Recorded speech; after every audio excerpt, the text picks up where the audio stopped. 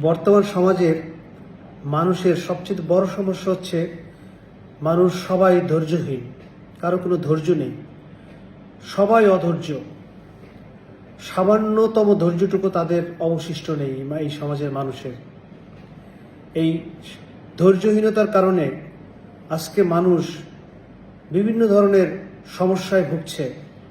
মানুষ সহিংসতায় জড়িয়ে পড়ছে, মানুষের ব্যক্তি জীবনে, সামাজিক জীবনে, পারিবারিক জীবনে বিভিন্ন বিশৃঙ্খলতায় জড়িয়ে পড়ছে, সিদ্ধান্তহীনতায় ভুগছে, ভুল সিদ্ধান্তে মানুষ বিভিন্ন কাজ করে যাচ্ছে, সহিংসতা বাড়ছে এই সামান্য ধৈর্যহীনতার কারণে।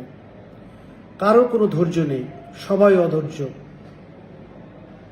এই অধৈর্যকে বা ওই ধৈর্যহীনতাকে কিভাবে সমাজ থেকে নির্মূল করা যায় সেটাকে এখন ভাবতে হবে। এটা অত্যন্ত একটি ভাববার বিষয়।